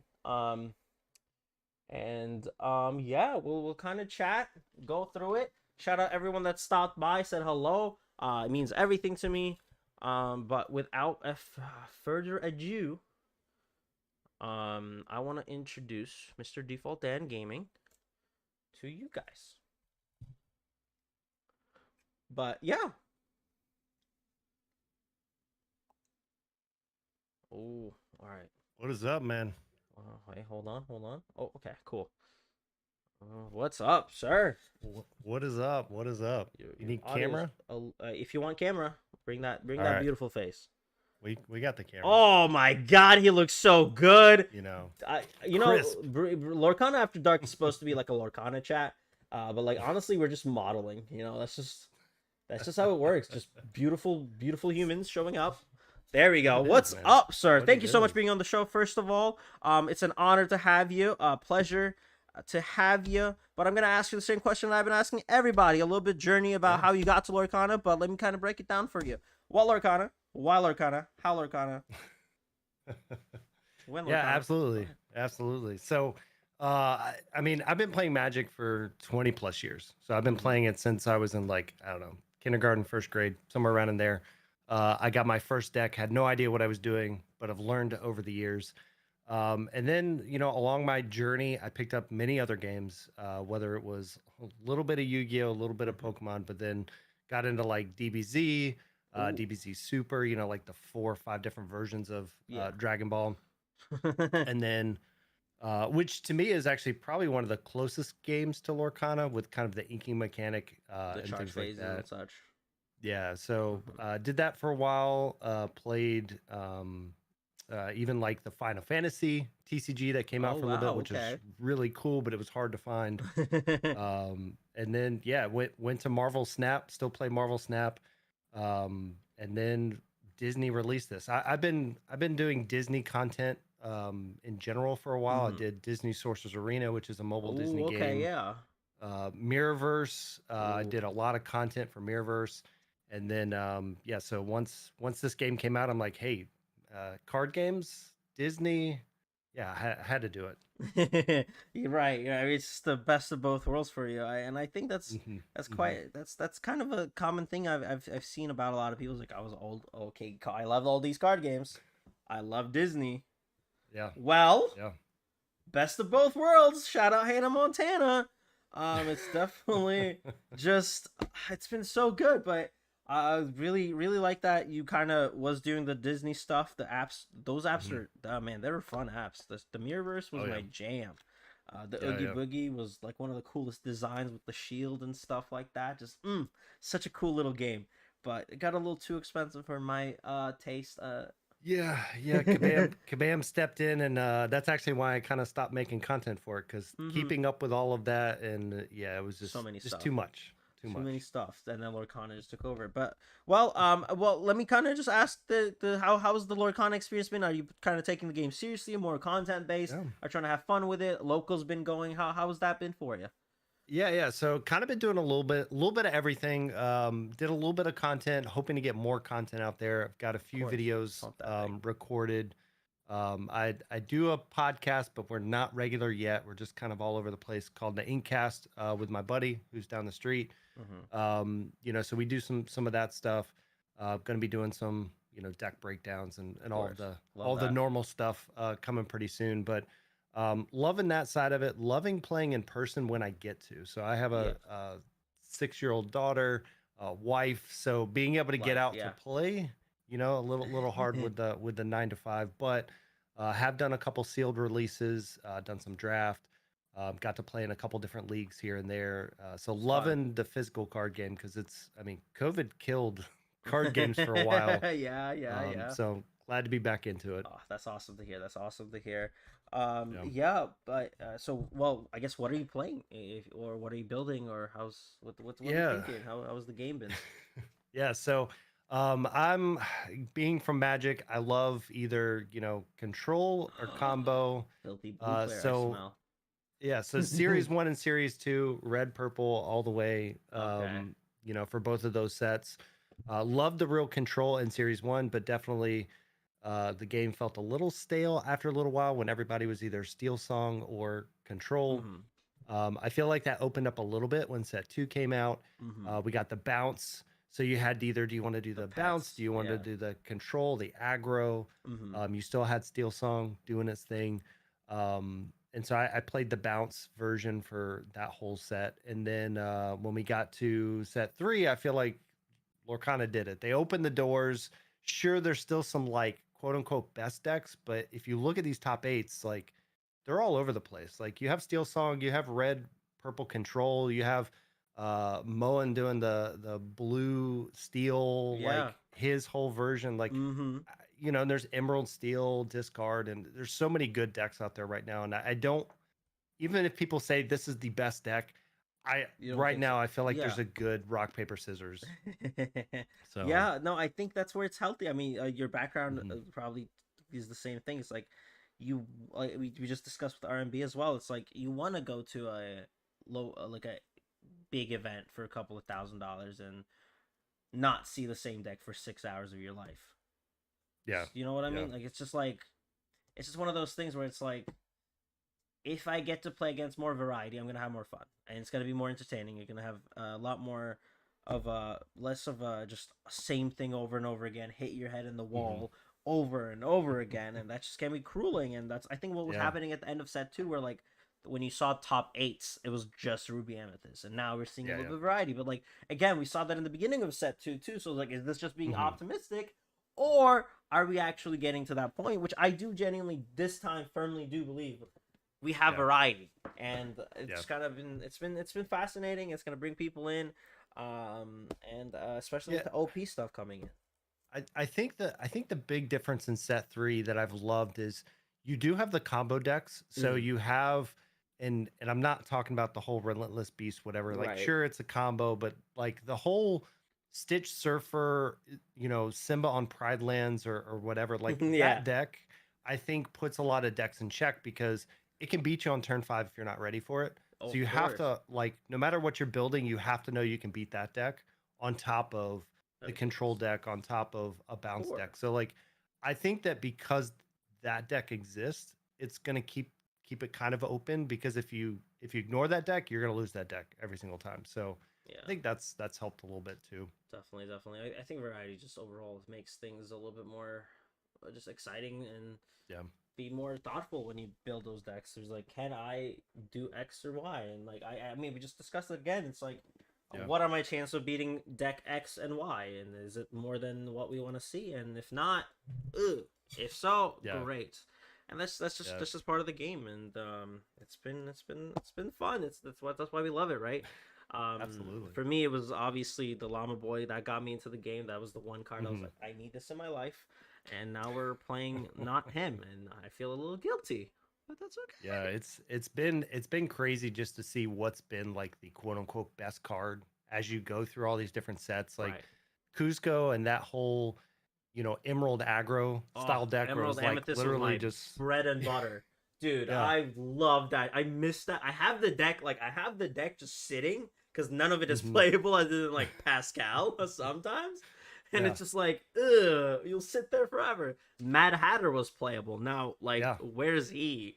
Stuff like Yeah. that. It's just I think one of the best cards. And then set 2 came out. Probably Sad Beast is just the guy, right? Well, and the funny thing is, like, I feel like when Sad Beast was released, he's always had a decent price tag on him. Mhm. But I remember halfway through set 2, I'm like, why is this card $40? Right. Like, it's okay, but like, look at what we're doing. And then you got to the end of set 2 and into set 3, and you're just like, okay, Beast is one of the best cards. Yeah, it's just Especially when you're shifting on morph and just ridiculous stuff. Turn now. 3, draw an extra card. That's just, how are we not gonna do that? Like, come on, Yeah. Space Goo really love it, love it. That's the deck I'm playing. Yeah. So like, I just you're speaking to the choir right now, and it's just, it's so exciting to be like, oh, I'm gonna draw extra cards when it's turn 4, and you have no responses other than like 1 or 2, and if you don't have that, Yeah. sorry.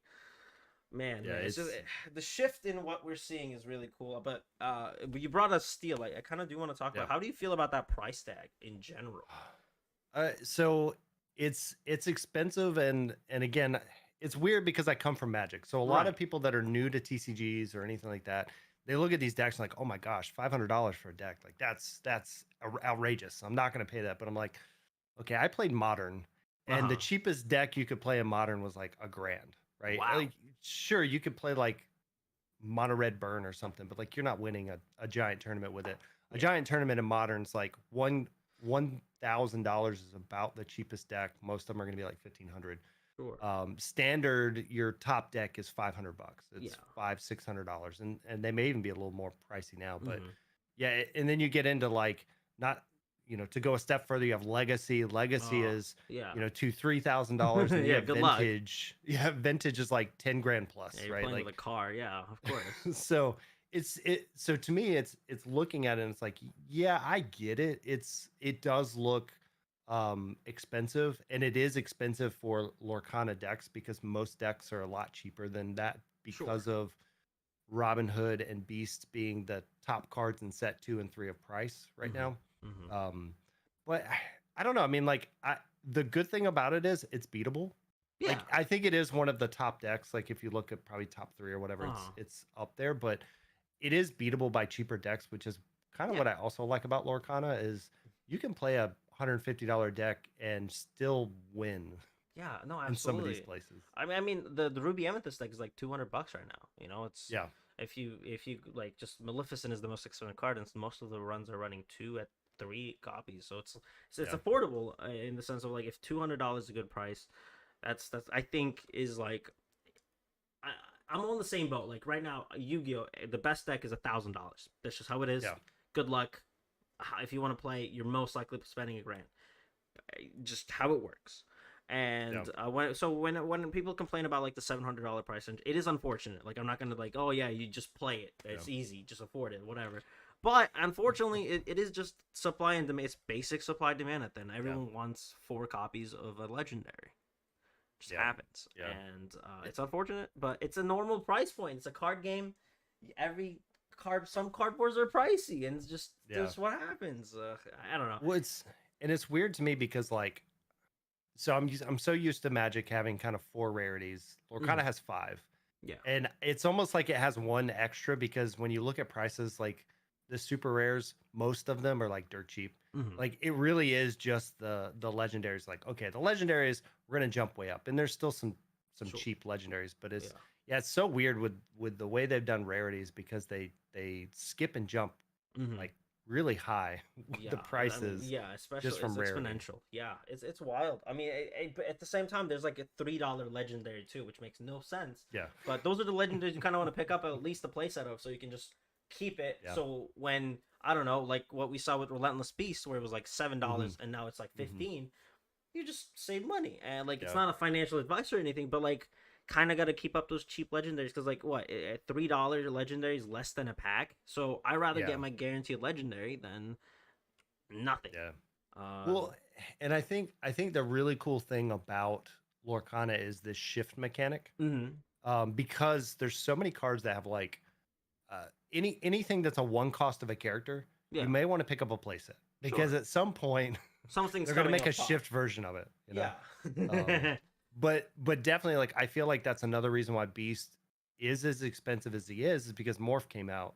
And not to say Morph dies a lot when he hits the Sure. board just because of the fear, but like I think because of Morph, it's pushed him into more prominence because if you look at set 2, we didn't have Robin Hood, we had Cinderella, right? That was Mhm. kind of our big Yeah. one like that. And so I feel like if you didn't have Morph, there may be an argument that this should be Cinderella and Robin Hood because you have your cheap shifts and Beast Yeah. doesn't. Yeah. But because of Morph, it kind of kept him. And yes, the card is awesome, but it like kept him in the But yeah, the and running. now it's a huge advantage point rather than being an advantage point. It's yeah, Yeah. definitely. I agree. It's so fascinating. I've been lucky with the packs. I don't know about you, but I've been packing the good legendaries, not packing the bad ones. No enchantments, yeah. but how was that been for you? How was Yeah, the so journey? so most of mine has been singles. Good. Smart. The The adult, I have do what he's doing, chat. Do what he's doing. He is the correct way. yeah. As you can see, I've got a lot of product back Ooh, here, but most of that product is not. Wait, hold on. I'm so sorry. I distracted. Is that Sully from Mirrorverse? Yes, with- it is. That's Ah! Sully. Wait, That way. which way? He's The over other here. way. Yeah. That's Sully and Mickey from Mirrorverse. Actually, So I got that Mickey for free oh, from being part of the creator program of Mirrorverse. nice. But yeah, so I got those guys. Let's go. Looks super nice. but- I'm sorry. I yeah. get distracted, but go ahead. Yeah, so like I've opened up a handful of packs, especially if I do like the starter decks. Mhm. I like to keep one sealed, open one, and keep it all intact, and then open two to kind of build the collection of cards.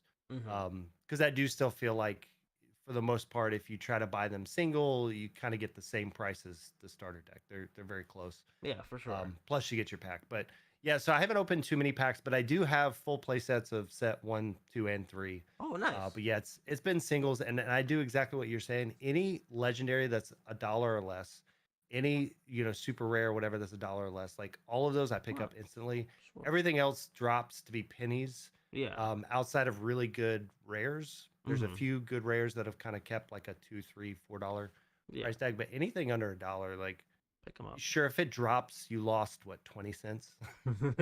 So- Yeah. I think that's the way to go. That's a smart way to go. Because like I Yeah. mean, yeah, you break it down like that. It's like I bought 240 Cuscos in one go. Yeah. For $10. And Yeah. that if I was smart and bought 240, that's 60 card play sets. Mhm. That would have got me Mhm. far. But yeah, that's definitely the way to go. That's the adult way to go. I admire your ability to do the smart thing, man. Yeah. And the good thing is you can catch, like you said, Beast was $7, right? Like Mufasa was like Oh. $2. Pennies. Yeah, there's a lot of these cards that you can grab before they ever spike. And then you wait on the ones that everybody think are awesome. So if you think of like the Green Bell, right? Like everybody's like, Mhm. oh, this card's gonna break everything, and then like $40 it's never used, launch. right? Yeah. Oh my So god. you have to take your chances. Of course, there's gonna be cards that are priced high and they kind of stay high, but honestly, I don't feel like there's any card that's kept the price that it was at launch. You look at Jafar, even Ursula came down Yeah. when she first came out. Of course. So It's all about timing. always be looking at that. It's Yeah. always about timing. It's always Jafar's $15 right now, and I was about to buy a bullet at 40, and I was like, I no. It's not that broken, guys. Trust Yeah. me. But at the same time, like, how can you not hype cards like that? Oh yeah. Overreaction in the media, I mean, on Twitter is just like kind of the entire source of my existence. So like, kind of got to do it. I mean, But- again, going back to kind of like combos you have to be aware of, like it's still a thing. Yeah. You can win out of nowhere if you just leave them alone. But yeah, if you see a most small people know Jafar, that. I don't know, maybe get rid of it because it might just win you 14 lore. Who knows? Yeah. I don't know. Crazy. Yeah, It's just one of those cards where it's like so fascinating. If it works, it works. Mm-hmm. But Mm-hmm. it doesn't, your entire game plan is gone. Just Yeah. gone. But Yeah. meta is scary. Are you planning? I mean, I know you said you're a busy man, but like, any OP plans coming out for that beautiful, So- beautiful Stitch? I'm absolutely going to find some tournaments there. I did the Beastie event Mhm. the other day. Barely missed the day 2. Oh, You know, R&B beat me, Ah! and no! and then I lost the last round to knock me out of the top 16. But against what's his name? Starts with a J. I don't know why I'm blanking on his name. Javis? Yeah, Javis. So he beat me the last round. I was like, so close. I mean, so hey, close to making day 2. He did phenomenal. To just, I mean, Yeah. at that point, you lost to like just great players. It's just that Yeah, happens. Yeah. Happens. And that was the thing. Like the people I got paired up with saw a lot of really great names, and you know, some of them like just stomped people, and then some games didn't do well. I did the Emerald Tempo Uh-huh. deck in like some games it was just like crazy good. Then other ones you kind of like gassed out. Mhm. And the problem with me is I picked up the deck that morning. Oh yeah. I just went on YouTube and I was like, that's usually what a good deck? idea. Yeah. That's the deck. Yeah, of course. No training. Who needs it? What? Yeah. I'm just gonna read Yeah. my cards and do well, of course. Ha.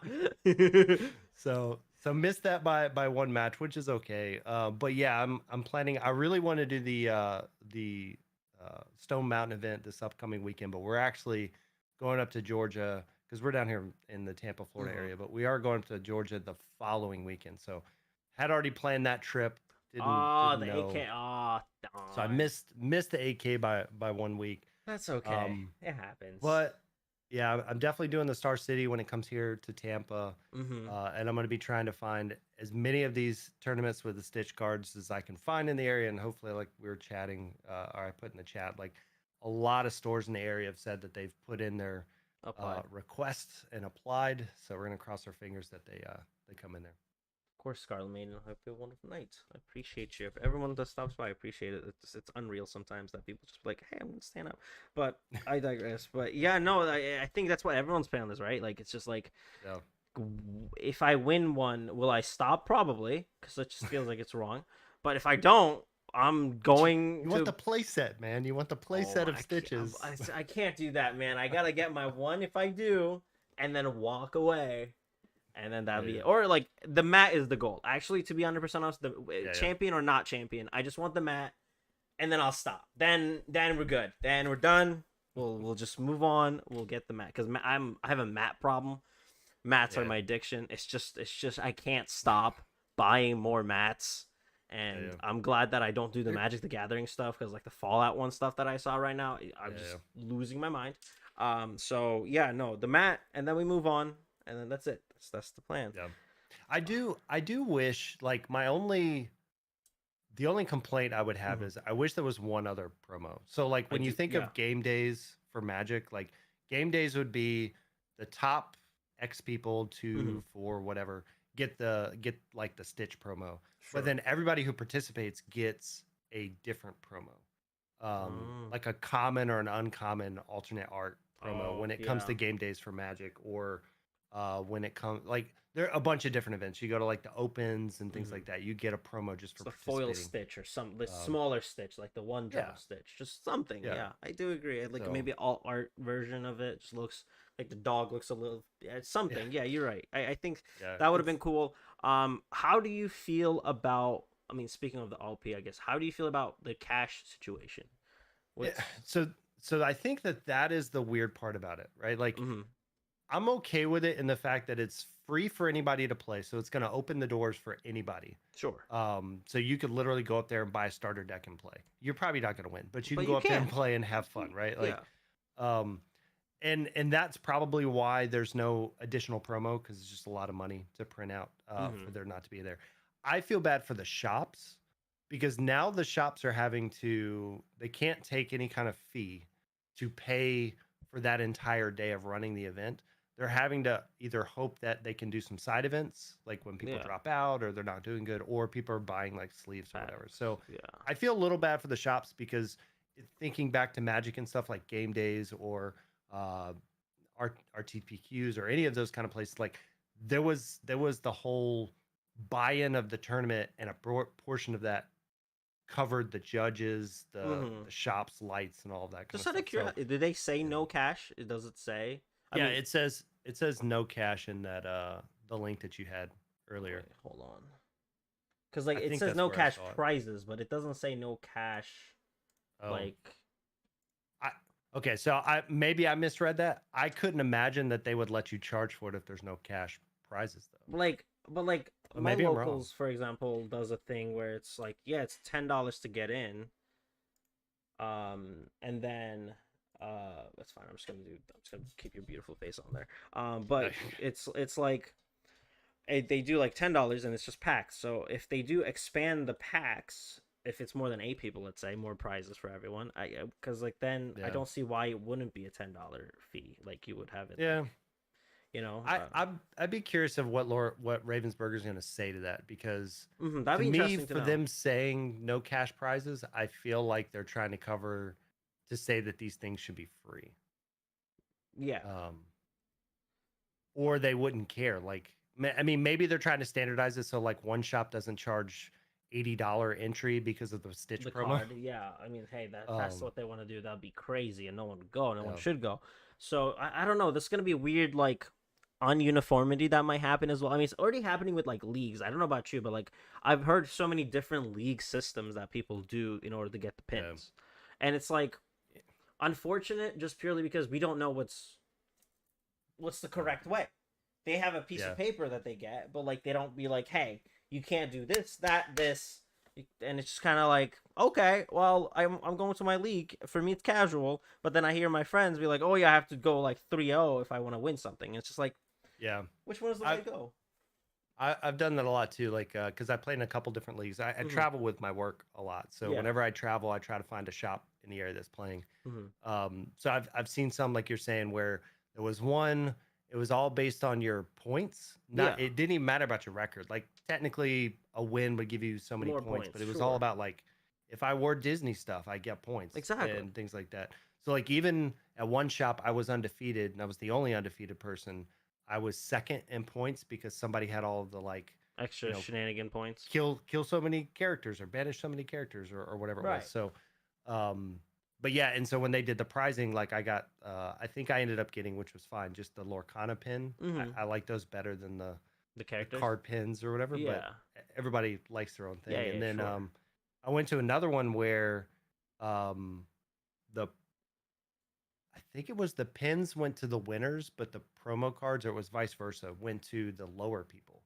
So it was Huh. like they wanted to try to give prizes to everybody for participating. Yeah, and I mean it's not uniform, but you gotta just hope it's Mhm. good. But I would Yeah. like optimally to have some sort of uniformity, because like then if the Yeah. goal is to do those shenanigans, right? Get your 7 doors in the game. Sure, Mhm. I'll do that for my points. Of course, no problem. But like that unknown that you go to a random league. I mean, the goal is to go there regularly, but still, Yeah. it's just like I would like to know the uniform in anywhere I go, especially like you said, you travel, so you don't know where you're gonna go into. Yeah. You're like, okay, so Yeah. I know what league's gonna look like if I bring this deck or whatever I want to play. I just have to do A, B, C, get my points, get my rewards, and get out. Or Yeah. if you know it's gonna be like, oh, you have to win X, you gotta go undefeated or whatever to do well, then sure, we do that. And it's just like unknown uniform. Like there's no specific way that they want other Yeah, than the piece of paper. There was one shop in this area. I'm blanking on the name, Mm-hmm. but the way they did it was they had their sheet of extra points every week that Yeah. they did. So it wasn't even like the official one or whatever. It was just one that they did. Sure. And you didn't get it in advance. So like when you showed up, if it was like wear Disney stuff, like you didn't know that was plus points until you got there. So some people just got lucky. Yeah. Oh. So there was some weird, like, again, to your point, like uniformity would help in a lot of, I'm so used to Friday Night Magic where it's just like here's the breakdown, and it's usually always the same. You know, Yeah. you get 3-1, it's this. If you get 2-2, it's that. Right. So Yeah, I it would don't be know. nice, and I think that's the whole big message we want to have. I think it's like, you give us uniformity. Tell these Yeah. stores that, hey, if 8 people show up, it's just the cards. Hey, if Mhm. 20 people show up, give these away. Hey, Yeah. if 30 people show up, awesome, do this. And it'll be just nice to know a good estimate rather than some card shop owner be like, let's just do 5 packs, go crazy. And I it's know. like, okay, well, it just seems look weird. It's the worst part is I went to one event and one of the shops, and it was a sealed event, Mm-hmm. which was fun. But Yeah. then after we did it, so it was 10 of us or 11 of us. It was an odd number. Maybe it Mm-hmm. was more. Maybe it was like 11.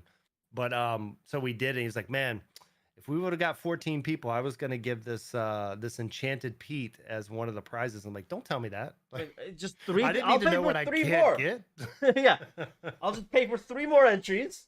Give me the Yeah. packs, and we'll do it. Stop. Yeah, it's that's yeah. See, that's just like, give us Yeah. uniformity, and that's all we need. And like, if people want to do bonus stuff, they can, and that's okay. Yeah. It's just, I don't know. Uniformity is important, and like, Magic seems like it has a uniform way, and I think that's the correct way. So Yeah. I think Lorcana it will mature over time. One of the biggest things that they have to do in the next month or two, they have to figure out a judging system. Like yes, getting judges trained and all that, because when they start their real tournament stuff or even the Stitch stuff, like they gotta, judges. yeah, they gotta have that, or they're gonna have, because I've been to so many shops and and again, no diss Yeah, to anybody out there, of course. because most of the time they're picking a Pokemon judge or a Magic judge, Someone that and they're knows like, card hey, games. yeah. But I was at the sealed release of set 2, Mm-hmm. and we had the starter decks, and the judge was convinced that hey, when he gets banished, goes back to your hand and would trigger Merlin. And I'm like, No, no, he goes to your graveyard and then he comes back, so it gets around. And he was like, no, this is how it works. no. And so that's how they Point. played hey with Merlin. This is wrong. Yeah, in the That's starter wrong. deck, because it was a starter deck Mm-hmm. pre-release thing. So yeah, it's so crazy, because like we have to get those standards, or we're gonna get these big events and one of those judges is gonna play a card wrong, and it's just not Gonna gonna be ruin good for 'em. ruin the day for somebody, Yeah. and that's just not okay. And I really hope a judge system comes ASAP, just purely because we still don't know a lot of ruling broken down in an official manner. Like, Mhm. the Lorcana Discord will break something down, and like, Steve is phenomenal with like, okay, this is what happens, but like, we don't have like a rule book that people can just Yeah. whip out in a official tournament that we don't have yet. So like, there's Yeah. time. I'm not saying, oh, they're never gonna do it, but like, if they don't, that's a Mhm. problem, and they have to do it, because if not, Yeah. if there's no official book, people can just come up with things, and there's no proof unless you like Yeah. scroll on a Discord and maybe find the answer. And it's just like, Well, gosh. and I think that the other problem is, and again, big props to Pavel and everything he's doing with Pixelborn. Like, there's always going to be this weird interaction where like Pavel is coded in a certain way, and everybody's convinced that that's how it works. Yeah. And he missed something, or that, because again, there was bugs when Pixelborn came out. course. Every new set, there's always some little Yeah. nuances. And he's really quick to fix it. So again, big shout out to Pavel for like literally giving us something when nobody could find Lorcana content Yeah. or yeah. cards or anything. But like, Big I think deal. that that's the scarier thing, right? Like some bug happens a certain way, and like, no, you can play this spell this way. It's like, you can't sing that action, I promise you. But That's but not how it Pixelborn, I works. could. It's like, that's just one awesome guy doing things. That's not how it works. Yeah. Ugh. But yeah, I mean, that's just how it works, man. That's just how things work. But Yeah, look, we got a lot to do. This is a baby game. We got yeah. 20 plus years of catching up to do with the other ones. So hopefully they'll figure this out. Hopefully we get that rule book. I love me some rule books, because they teach Mhm. you and Mhm. show you what to do, so you can be like, look, it says it right here, and then that's kind of it. Yeah. But yeah, that's just how it goes. But sir, I appreciate you for being on the show. Thank you so much for just be like, yeah, man, I'll do it for the next day. I was like, okay, that's amazing. So it's an honor and a pleasure to have you. Before I do let you go into the sunset, aka the night, final words Yeah. to the chat and everything you want to kind of just go ahead. Yeah. Seat is yours. Yeah.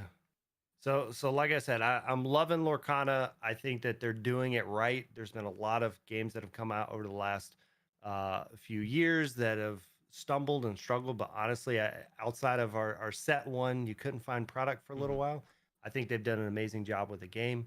Yeah. All these new mechanics and everything. So excited to see what's going to happen. Excited to see all these tournaments that are upcoming, and who's going to be on top. Try to get that stitch and everything. But if you want to check out my content, anything like that, it is Default Dan everywhere. So youtube.com/Default Dan. Twitch, I have not been streaming as much, but I am coming back to doing a lot of streaming on Twitch. So it's again twitch.tv/Default Dan. So you can find all that stuff. And just excited, man. Excited to put content out there and doing all this. And I appreciate you, man, for inviting me on here. Of course. Anytime you need me. I will definitely take you up on that, because I want to have regulars on the show. I've been saying it, and I would love to have more options and more people that come in. So I thought, honestly, selfishly, that will just make my life a little easier. I was like, oh yeah, I got my homies coming in. I know what to do. We'll romp it. It's going to be great. But again, it was a pleasure speaking with you. I hope we get to do it again. And hey, I see there's a podcast coming. If there's a guest spot available, absolutely, man. We'll make it happen. And again, we're not that far from each other, so we'll have to do it in person as well. There's so many Central Florida people are crazy here, but yeah, we definitely have to do that. I'll come to your studio, whatever you guys do the show. I'll be like, hey, that would be cool. I'll break the door with my kicks because we're training on it right now. But no, I won't do that. I saw that. But thank you so much, man. I appreciate you. I hope you have a wonderful rest of your night. Again, I will definitely have you back soon. Take care. All right, you too, man. Well, chat, we did it, chat. Another day, another dollar. I will farewell into the nights. But before I do, I want you to know I love you. I want you to know you guys are doing great. I want you to know that I love every single person that stops by. And yeah, it's been fantastic time. Chat, we will farewell into the night. Y'all have a beautiful rest of your day, night, sleep, whatever you guys are doing after this. I'm gonna go after dark. That'll be a good one. Boom, baby. Thank you so much, everyone that followed, subscribed, all that fun jazz. I don't deserve it. You guys are too nice to me. I really don't deserve any of it, honestly. This show stinks, and I told RMB I'll make out with them quite a bit, and you guys still watched it, so